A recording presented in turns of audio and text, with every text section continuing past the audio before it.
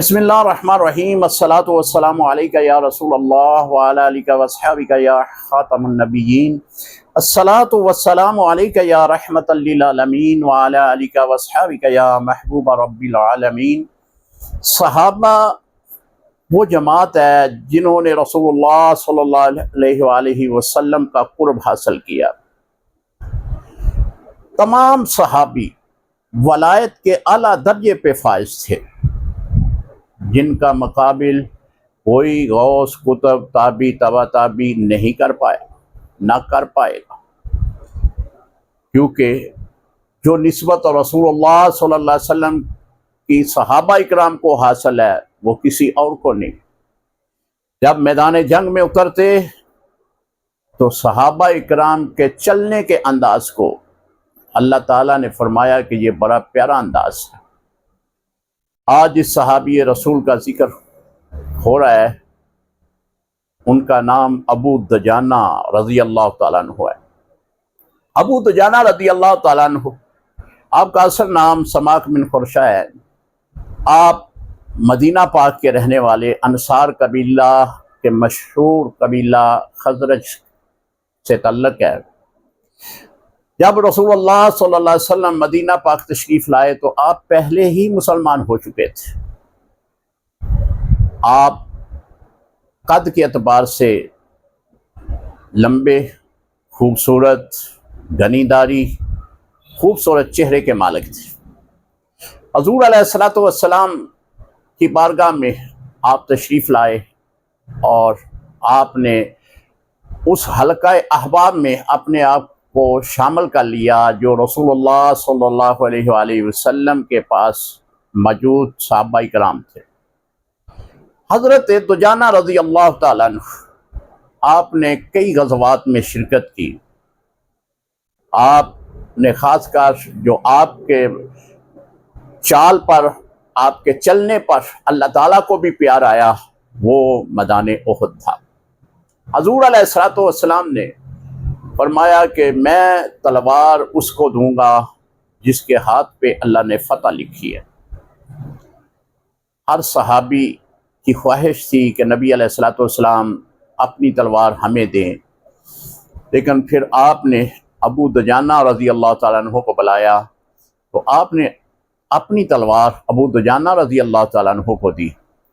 ابو دجانہ تلوار لے کر میدان احد میں بڑے ایک فخریہ چال میں آپ چلے، اور آپ جس انداز میں چل رہے تھے رسول اللہ صلی اللہ علیہ وآلہ وسلم نے دیکھ کے آپ نے فرمایا یہ چال شریعت میں تو ناپسند ہے، آگ کر کے چلنا یہ ناپسند ہے، لیکن ابو دجانہ کی اس چال پر مجھے پیار آیا، اللہ کو پیار آیا۔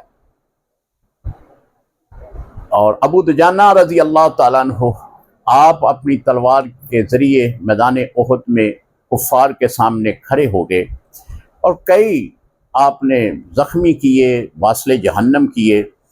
اسی دوران ایک عورت بھی آپ کے سامنے مقابل میں آ گئی، تو آپ نے تلوار کے وار سے اسے ختم کرنے کی کوشش کی، پھر تلوار کو روک لیا۔ صحابہ اکرام نے پوچھا ابو دجانہ، میدان احد میں آپ نے عورت کو کیوں نہیں قتل کیا؟